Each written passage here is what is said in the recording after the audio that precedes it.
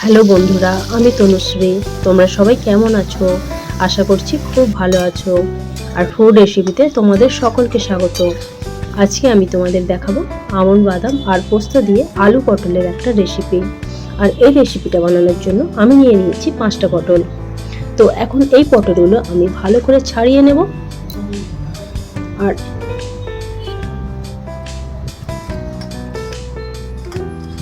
প্রত্যেকটা পটলের দুই সাইডে আমি চিরা দিয়ে নিয়েছি।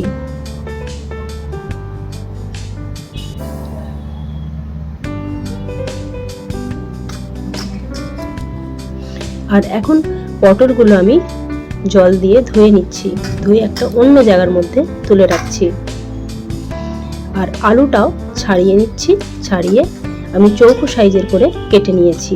আর আলুটা ধুয়ে আমি অন্য একটা জায়গার মধ্যে রেখে দিচ্ছি।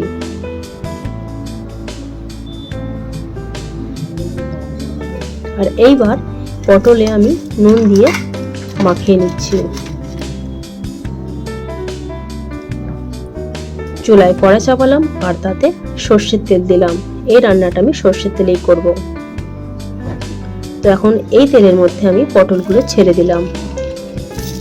এই পটলগুলো বেশ ভালোভাবে আমি কষে নেব, একদম প্রায় ভাজাই করে নেব।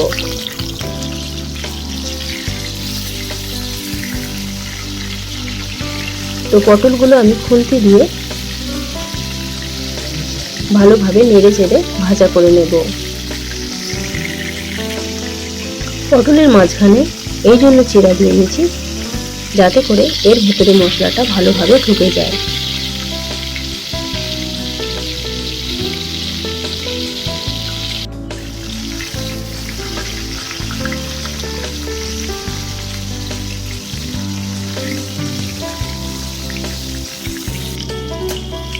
তো দেখো পটলগুলো আমার কষা হয়ে গেছে আর আমি পটলগুলো তুলে নিচ্ছি।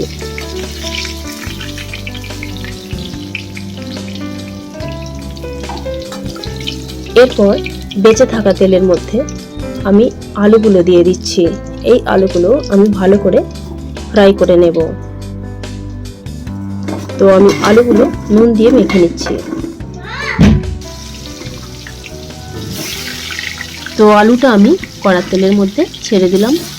আর এখন আমি খুন্তি দিয়ে আলুটা ভাজতে থাকবো।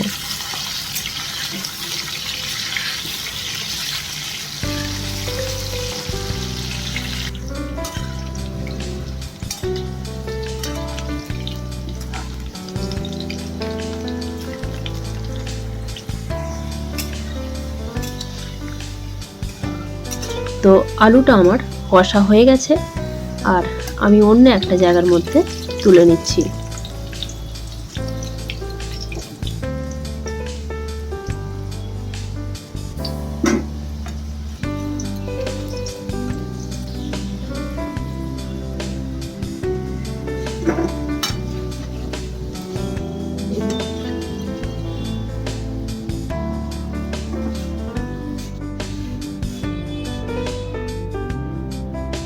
আর বন্ধুরা, এই রান্নাটা আমি শুধুমাত্র কাঁচা লঙ্কা দিয়ে করব।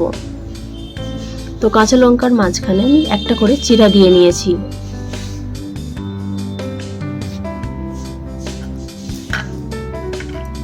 আর এখন আমি এই রেসিপিটা বানানোর জন্য মশলা তৈরি করে নেব।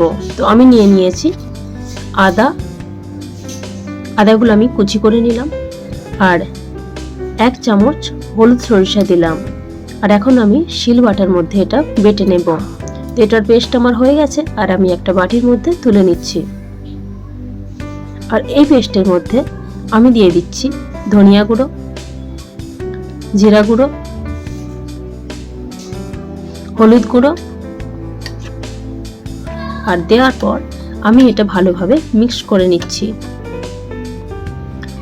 তো এটা আমার মিক্স হয়ে গেছে। আর বন্ধুরা, এই রেসিপিটাতে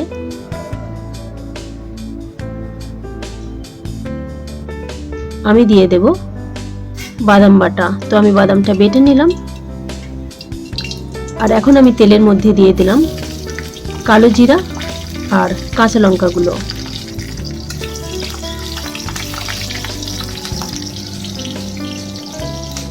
আর এরপর দিয়ে দিচ্ছি বেটে রাখা পেস্টটা।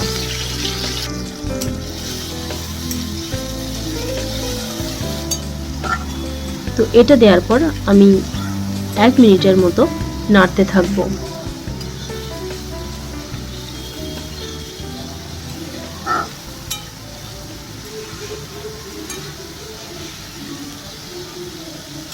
তো 1 মিনিটের মতো আমার হয়ে এসেছে। আর এর ওপর আমি দিয়ে দিচ্ছি আমন্ড বাদাম বাটাটা। আর এই বাদাম বাটাটা দেওয়ার পরও আমি 1 থেকে 1.5 মিনিট খুন্তি দিয়ে নাড়তে থাকবো, একটু ভাজা ভাজা করে নেব।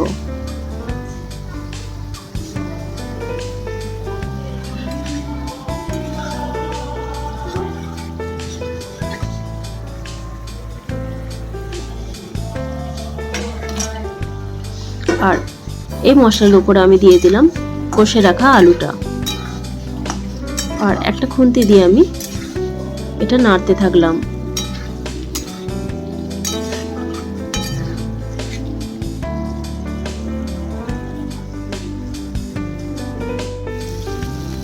আর এর উপর দিয়ে দিলাম স্বাদ মতো লবণ। লবণটা দেওয়ার পরেও আমি খুন্তি দিয়ে নাড়তে থাকলাম। আর এর উপর দিয়ে দিলাম আমি পরিমাণ মতো জল। এখন আমি এই আলুটা সিদ্ধ করতে দেব, তাই একটা ঢাকনা দিয়ে আমি এটা ঢেকে দিলাম।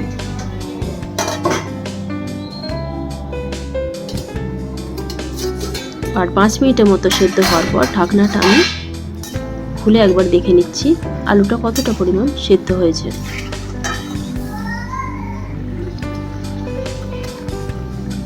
আর এর ওপর আমি দিয়ে দিলাম কষে রাখা পটলটা।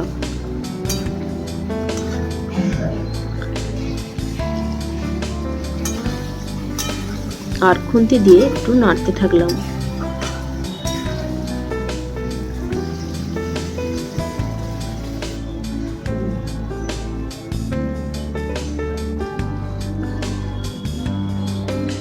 আর এখন আমার সবজিটা রেডি হয়ে এসেছে।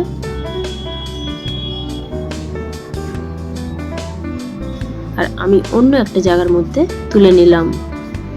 তো বন্ধুরা, আজকের এই ভিডিওটা তোমাদের কেমন লাগলো? ভালো লাগলে একটা লাইক করে দিও। আর আমার চ্যানেলে যারা নতুন তারা প্লিজ আমার চ্যানেলটা সাবস্ক্রাইব করে নাও। আর অনেক অনেক ধন্যবাদ তোমাদের যারা আমার এই ভিডিওগুলো দেখতে থাকো। আর বন্ধুরা, এখন আমি এই সবজিটার উপর দিয়ে দিলাম একটা বড় চামচের 1 চামচ গাওয়া ঘি।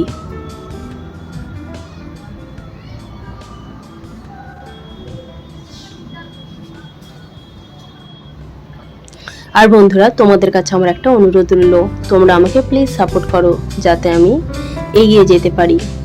তোমাদের একটা লাইক আমাকে অনেকটা প্রেরণা দেবে।